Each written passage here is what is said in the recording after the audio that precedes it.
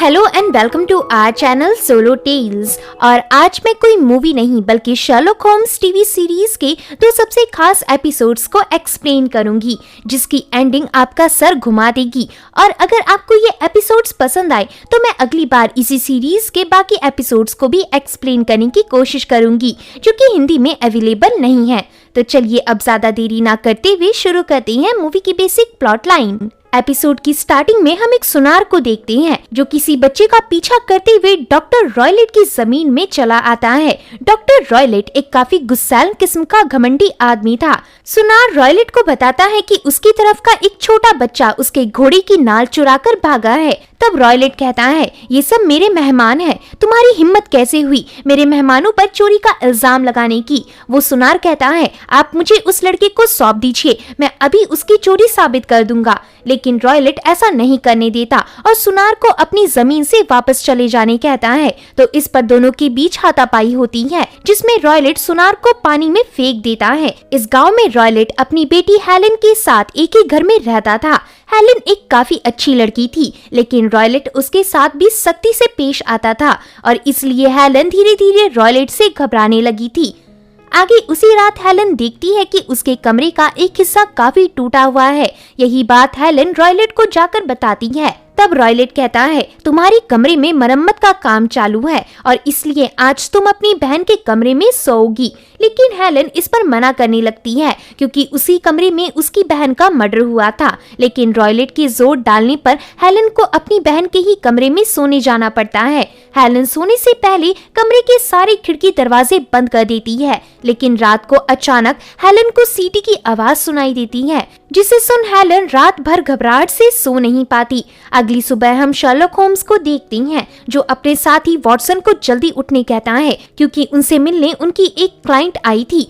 Watson को हैरानगी होती है कि आखिर इतनी सुबह उनसे मिलने ऐसा कौन सा क्लाइंट आया है। दरअसल इनकी ये क्लाइंट हेलेन ही थी। शर्लॉक मिस हडसन से हेलेन के लिए कॉफी लाने कहता है, क्योंकि मिस हेलेन ठंड के मारे कांप रही थी। लेकिन हेलेन कहती है, मैं ठंड से नहीं बल्कि खौफ से कांप रही हूँ। शर्लॉक कहता है, अब घबराने की कोई जरूरत नहीं। वैसे आपका यहाँ पहुँचने का सफर कुछ अच्छा नहीं रहा। आखिर कीचड़ भरे रास्तों को बग्गी से पार करके सुबह सुबह स्टेशन पहुँचना और फिर मॉर्निंग की पहली ट्रेन पकड़कर यहाँ आना बहुत संघर्ष का काम है। इसे सुन हेलेन को हैरानगी होती है कि शर्लॉक को उसके बारे में इतना सब कैसे पता। तो शर्लॉक बताता है कि उसने हेलेन के हाथों के बीच उसकी रिटर्न टिकट का आधा सिरा देख लिया, जिससे पता लगा कि हेलेन इधर ट्रेन से पहुंची है और हेलेन की बाहिनी तरफ हल्की सी मिट्टी का ताजा निशान है। इसका मतलब हेलेन किसी कीचड़ वाले रास्ते से गुजरी होंगी, वो भी किसी ऐसे व्हीकल में चढ़कर जिससे मिट्टी उनके इतने ऊपर आ पहुंची।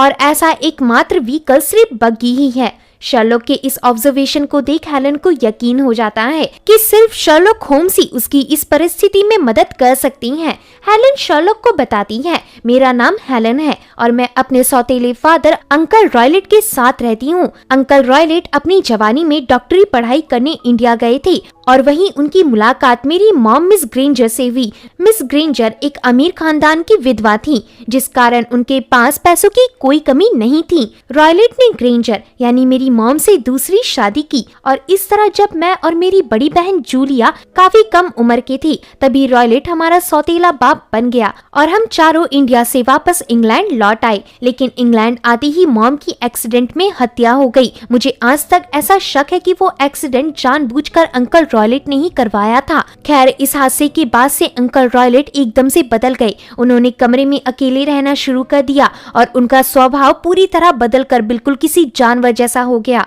उनकी इन्हीं हरकतों की वजह से हमारे घर के नौकर भी काम छोड़कर चले गए। अब हमारे घर में सिर्फ मैं, अंकल रॉयलेट और कुछ जिप्सीज यानी गाना बजाने वाले लोग रहती हैं, जिन्हें अंकल रॉयलेट ने घर में ऐसे ही रुकवा रखा है। लेकिन 2 साल पहले हमारे साथ मेरी बड़ी बहन जूलिया भी रहती थी, जिसे मैंने खो दिया। शर्लॉक कहता है, तो आप यहाँ जूलिया के सिलसिले में बात करने आई हैं? हेलेन कहती है, जी हाँ। अब मूवी 2 साल पहले फ्लैशबैक में शिफ्ट होती है। यहाँ पता चलता है कि जूलिया की एक आदमी से एंगेजमेंट हो चुकी थी और जल्दी ये दोनों शादी करने वाली थी। लेकिन मिस्टर रॉयलेट इससे काफी खुश नहीं थे। एक रात जूलिया अपनी बहन हेलेन के कमरे में आती है। यहाँ ये दोनों मिलकर बहुत सारी बातें करती हैं।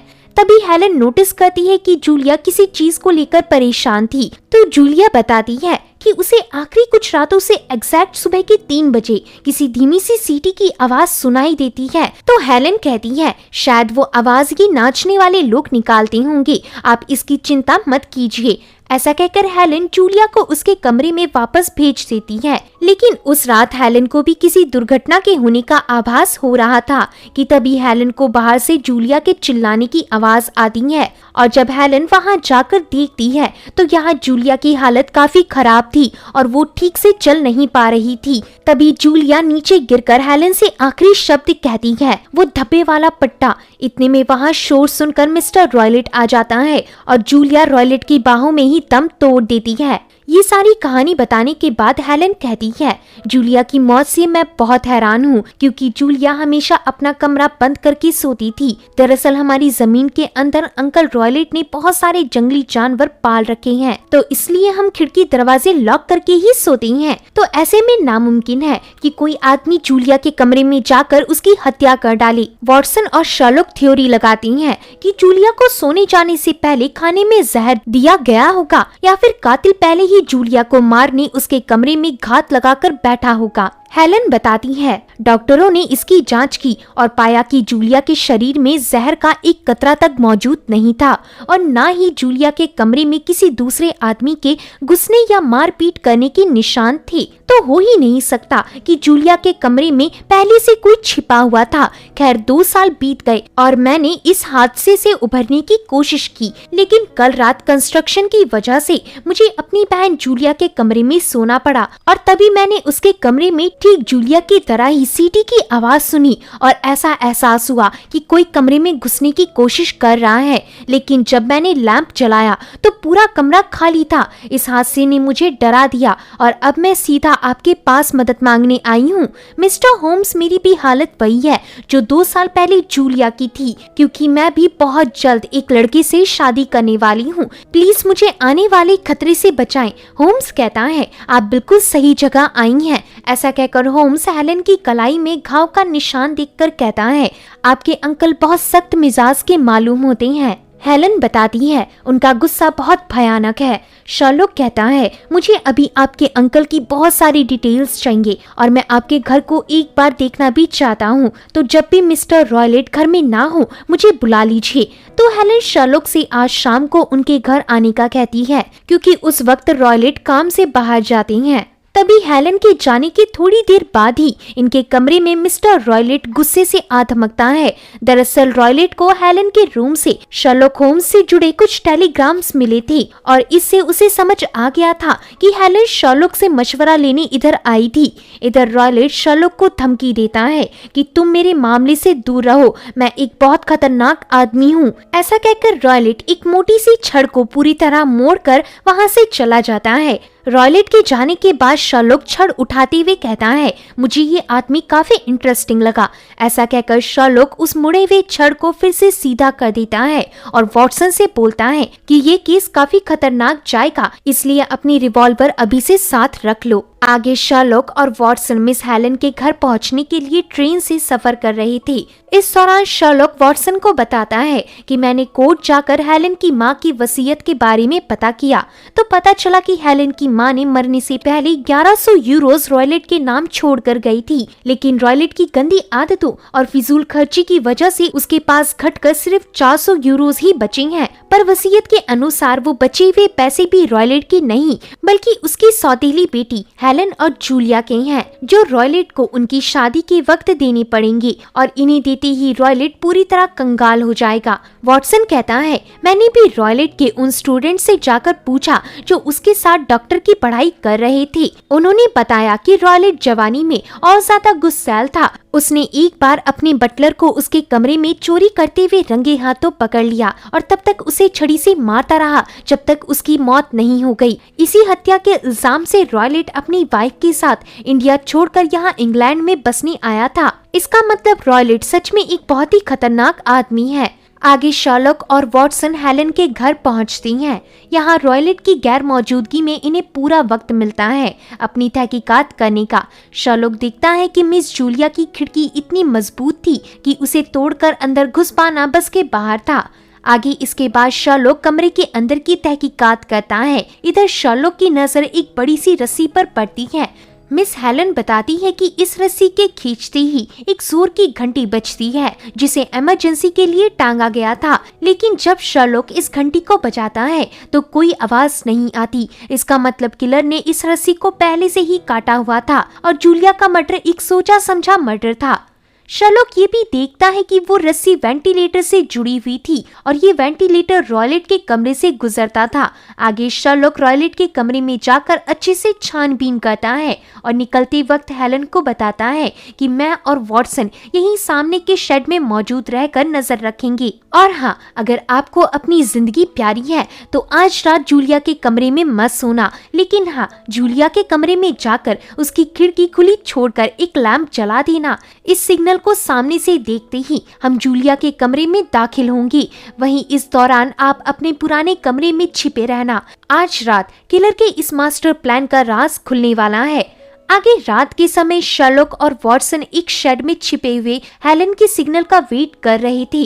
दूसरी ओर हेलन मिस्टर रॉयलेट के सामने ऐसा नाटक करती है कि उसे हेडेक हो रहा है और वो अपनी बहन के कमरे में सोने जा रही है। यहाँ इसी पल का सर रॉयलेट को इंतजार था। आगे शर्लॉक को सामने से जूलिया का सिग्नल मिल जाता है और फिर शर्लॉक शेड से बाहर आकर जूलिया के कमरे के अंदर पहुंचते हैं। इधर शर्लॉक खिड़की दरवाजे बंद करके वॉटसन को सलाह देता है कि वो गलती से भी ना सोए। ऐसा कहकर शर्लॉक एक कैंडल, माचिस और छड़ी अपने पास रख लेता है। ये सब करते हुए शर्लॉक के हाथ कांप रहे थे। फिर शर्लॉक लैंप को भी बुझा देता है और इस तरह कमरे में पूरी तरह अंधेरा हो जाने के बाद शर्लॉक को अचानक कुछ एहसास होता है और वो कैंडल जलाकर डंडे से किसी अदृश्य चीज की तरफ मारने लगता है और इसके जस्ट बाद दूसरे कमरे से किसी की जोर से चीखने की आवाज आती है। अब शर्लॉक वॉटसन को बताता है कि हमारा काम हो गया। ऐसा कहकर शर्लॉक रॉयलेट के कमरे में पहुंचता है। तब यहाँ रॉयलेट के गले में एक जहरीला सांप झूल रहा था। शर्लॉक बताता है कि यही वो धब्बे वाला पट्टा है जिसके बारे में जूलिया ने हेलन को मरते वक्त बताया था। अगली सुबह शर्लॉक हेलन को पूरी कहानी रिवील करता है। तो असल में मिस्टर रॉयलेट बहुत शातिर डॉक्टर थे और इंडिया में स्टडी करते वक्त उन्हें एक खास तरह के सांप के बारे में पता चला था। उस सांप की खासियत ये थी कि उसके काटते ही इंसान झट से दम तोड़ देता है और केमिकल रिसर्च के बाद भी उस सांप का जहर आसानी से ट्रैक नहीं होता। तो मिस्टर रॉयलेट इसी सांप को इंडिया से लाकर अपने पास पालने लगे और हर रात सीटी बजाकर उस सांप को ट्रेनिंग देते थे। यही सीटी की आवाज मिस जूलिया को उनके कमरे में लगातार आती थी। फिर एक रात मिस्टर रॉयलेट ने उसी सीटी को बजाकर उस जहरीले सांप को जूलिया के कमरे में छोटे से वेंटिलेटर के थ्रू भेजा और बेचारी जूलिया को सांप ने नींद की हालत में ही काट लिया। खैर, कल रात रॉयलेट ने इसी तरह से हेलन को भी मारना चाहा था, लेकिन शर्लॉक ने सांप के कमरे में घुसते ही डंडा मारकर सांप को वापस भगा दिया। फिर रॉयलेट के कमरे में वापस आकर उस भूखे और जख्मी सांप ने गुस्से में अपने मालिक को ही काट खाया और इस तरह रॉयलेट का अंत उसी के बनाए हुए गड्ढे में गिरकर हुआ। तो इस मिस्ट्री के साथ इस कहानी का अंत होता है। हमारी दूसरी कहानी का नाम है द डेविल्स फुट। एपिसोड की शुरुआत में शर्लॉक और वॉटसन हॉलिडे मनाने कॉर्निश आइलैंड जा रहे थे क्योंकि शर्लॉक के डॉक्टर ने उसे ऐसा सुझाव दिया था कि अगर शर्लॉक ऐसे ही मुश्किल केसेस में और उलझता रहा तो वो जल्द ही नर्वस ब्रेकडाउन का शिकार हो जाएगा। इसलिए शर्लॉक इधर रिलैक्स करने आया था। शर्लॉक और वॉटसन इस आइलैंड के एक लॉज पर ठहरते हैं और जब वॉटसन अपना लगेज लेने जाता है तभी उसे दरवाजे के बाहर चर्च के फादर राउंडहे दिखते हैं। राउंडहे इधर शर्लॉक से मिलने आया था और राउंडहे की शक्ल बता रही थी कि वो किसी तरह की परेशानी में नहीं है, इसलिए वॉटसन राउंडहे को शर्लॉक से मिलने देता है। शर्लॉक राउंडहे को देखते ही उसका नाम और ये बता देते हैं कि राउंडहे प्रीस्ट से पहले आर्कियोलॉजिस्ट हुआ करते थे। इसे सुन राउंडहे समझ नहीं पाता कि शर्लॉक को ये सब कैसे पता चला। तब शर्लॉक वॉटसन को इशारा करते हुए उसे राउंडहे के सवाल का जवाब देने कहते हैं। तो वॉटसन राउंडहे को एनालाइज करके एक काफी लंबी चौड़ी थ्योरी बताता है, लेकिन शर्लॉक कहती हैं वॉटसन तुम ज्यादा अंदर घुस गए। बात बस इतनी सी थी कि मैंने राउंडे और उनकी शुरुआती करियर के बारे में इस मैगजीन में पहले से ही पढ़ रखा था। ऐसा कहकर शर्लॉक वॉटसन का पोपट बनाकर जोर जोर से हंसने लगता है, लेकिन फिर ये सभी सीरियस होते हैं और राउंडे बताता है कि वो शर्लॉक और वॉटसन को सिर्फ आज दोपहर के डिनर का न्योता देने आया है ताकि उन दोनों से जान पहचान बढ़ा सके। तो इस न्योते को शर्लॉक और वॉटसन दोनों एक्सेप्ट कर लेते हैं। आगे वॉटसन शर्लॉक में कुछ बदलाव नोटिस करता है, जैसे शर्लॉक थोड़ा अकेले रहकर मेडिटेट करने लगा था और अपना ज्यादातर समय चीजों को बारीकी से जानने में लगा रहा था ताकि इसी बहाने ड्रग एडिक्शन की बुरी आदत से छुटकारा पा सके। आगे शर्लॉक बताए हुए टाइम पर फादर राउंडे के घर पहुंचता है तो देखता है कि राउंडे और उसके साथ बगल में एक आदमी उदास बैठे हुए थे। शर्लॉक के आते ही राउंडे उससे विनती करता है कि वो पहले उसकी सारी बातें गौर से सुने, तो शर्लॉक इस पर मान जाती हैं। राउंडे शर्लॉक को बताता है कि ये आदमी मेरे लॉज का किराएदार मॉर्टिमर ट्रैगनेस है और ये सारा हादसा कल रात मिस्टर मॉर्टिमर के सामने ही घटा था। मॉर्टिमर अपने दो भाई जॉर्ज ओवेन और सिस्टर ब्रेंडा के साथ ताश खेल रहे थे। ताश खेलते हुए मॉर्टिमर का मन उब गया और वे वहां से चले गए, लेकिन आज सुबह जब मॉर्टिमर वापस लौटे तो उन्हें एक खौफनाक नजारा दिखा। उन्होंने देखा कि उनके दोनों भाई पागल हो चुकी हैं, वहीं बहन ब्रेंडा डायरेक्ट मर चुकी थी। मॉर्टिमर रोते हुए दावा करता है कि ये काम जरूर किसी शैतान या फिर भूत का है, क्योंकि मेरे जाने से आने वक्त तक उस कमरे के दरवाजे और खिड़कियां बिल्कुल वैसे ही बंद थी और ना ही कमरे में कोई आया था। लेकिन शर्लॉक को भूत जैसी बातों पर विश्वास नहीं था।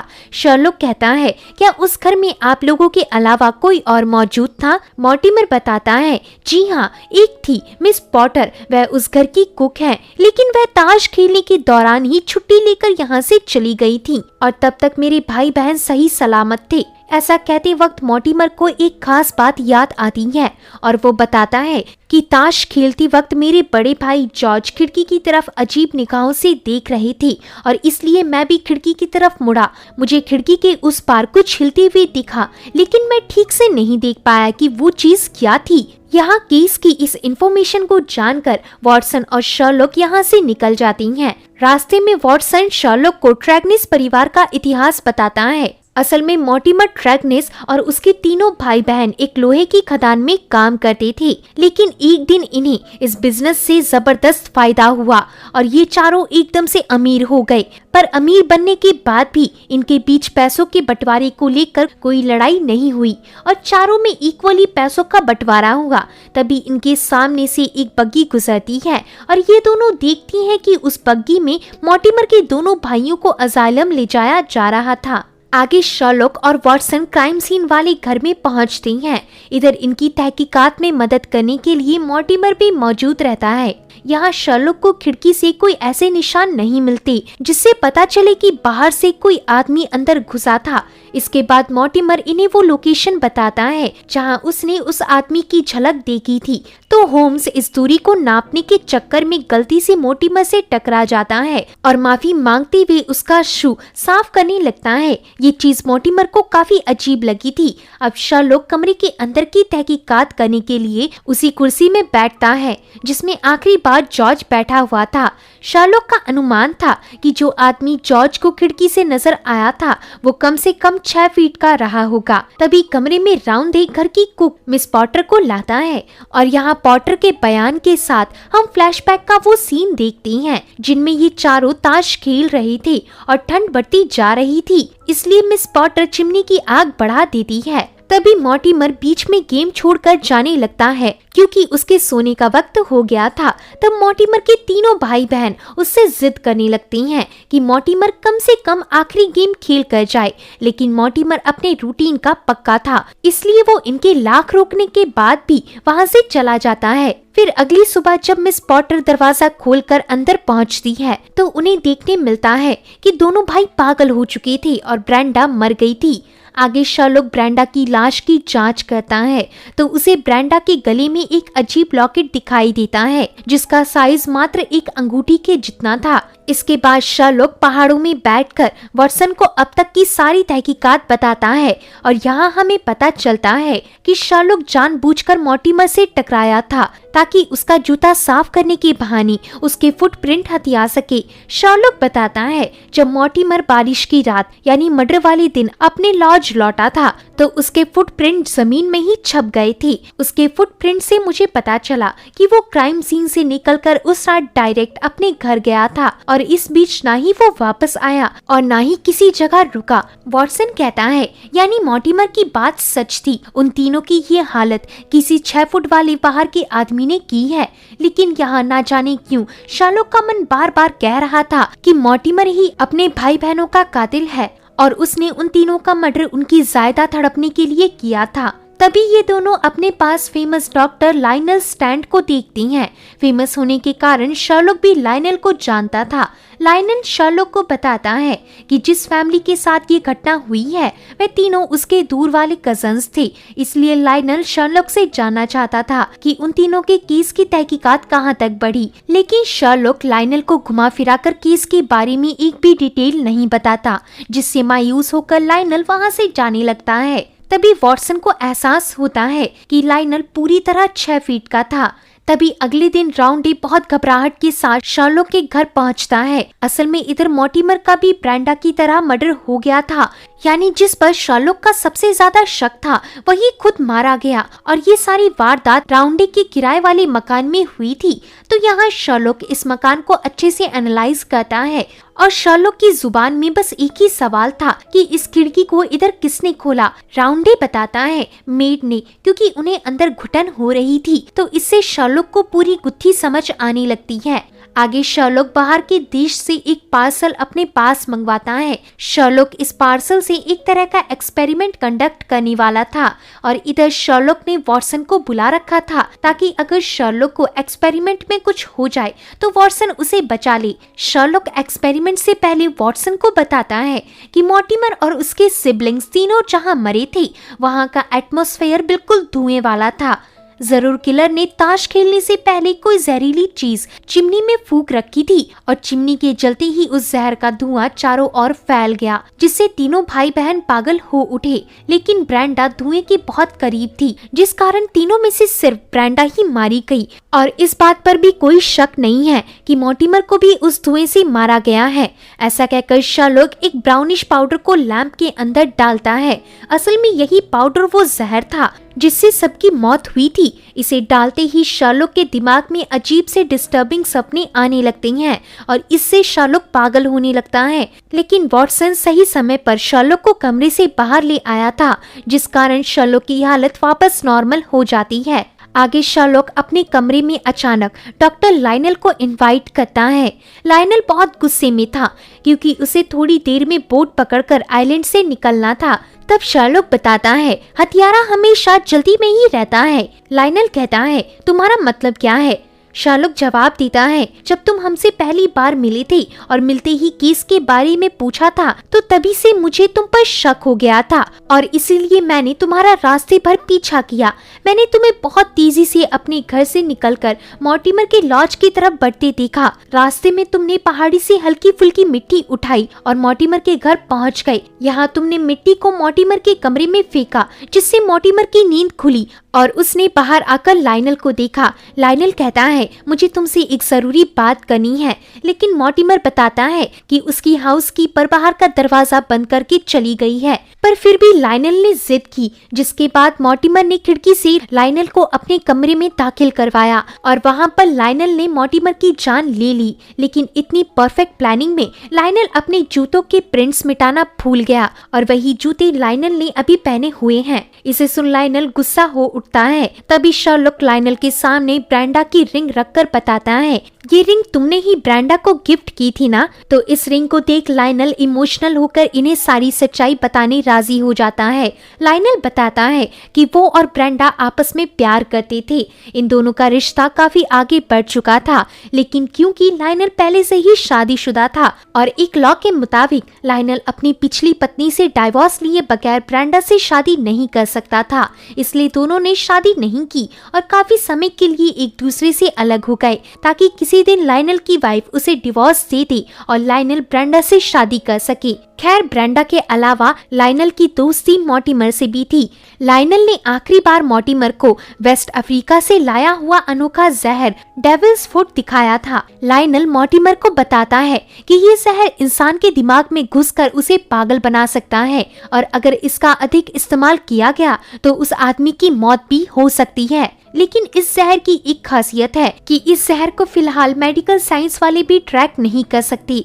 लायनल आगे बताता है, बस मॉर्टिमर को ये बताने की अगले ही दिन मेरे लैब से उस जहर की चोरी हो गई और आगे जब मुझे पता चला कि जॉर्ज और ओवन पागल हो गए हैं, वहीं ब्रेंडा मर चुकी है और तीनों के अंदर डेविल्स फूड के सिम्टम्स थे, तो इस खबर को सुन मैं समझ गया कि ये सब जरूर मॉर्टिमर ने किया था ताकि तीनों की जायदाद हड़प सके। बस ये जानने के बाद मैं मॉर्टिमर के घर गया। फ्लैशबैक में दिखाते हैं कि लायनल मॉर्टिमर के कमरे में घुसते ही अपनी जेब से डेविल्स फूड जहर निकालता है और मॉर्टिमर को जबरदस्ती पकड़कर वो जहर लैंप में डाल देता है। फिर जहर के जलते ही इसकी स्मेल से मॉर्टिमर की जान चली जाती है। वहीं लायनल अपने चेहरे को हैंकी से कवर कर लेता है। तो लायनल ने कुछ इस तरह से मॉर्टिमर को मारकर उससे अपनी प्रेमिका ब्रेंडा का बदला लिया था। इस कहानी को सुन शर्लॉक लायनल से कहता है, आपकी बोट कितने बजे की है। आगे दिखाते हैं कि शर्लॉक लायनल को इस आइलैंड से जाने देता है और इस केस के बारे में शर्लॉक किसी को भी नहीं बताएगा। लायनल के जाने के बाद शर्लॉक वॉटसन से कहता है कि अगर मैं भी लायनल जैसा होता और मेरी भी गर्लफ्रेंड होती तो मैं भी मॉर्टिमर के साथ वही करता जो लायनल ने उसके साथ किया। ऐसा कहकर शर्लॉक वहां से चला जाता है और ये एपिसोड भी यहीं एंड होता है। तो दोस्तों, आपको ये एपिसोड कैसे लगे हमें जरूर कमेंट में बताएं और क्या मुझे शर्लॉक होम्स के ऐसे ही इस सीरीज के बाकी एपिसोड्स को एक्सप्लेन करना चाहिए या नहीं, मुझे कमेंट सेक्शन में इसके बारे में अपना ओपिनियन जरूर दें। तब तक के लिए आप सभी लोग अपना ध्यान रखें। मिलते हैं ऐसे ही एक और मजेदार वीडियो के साथ। तब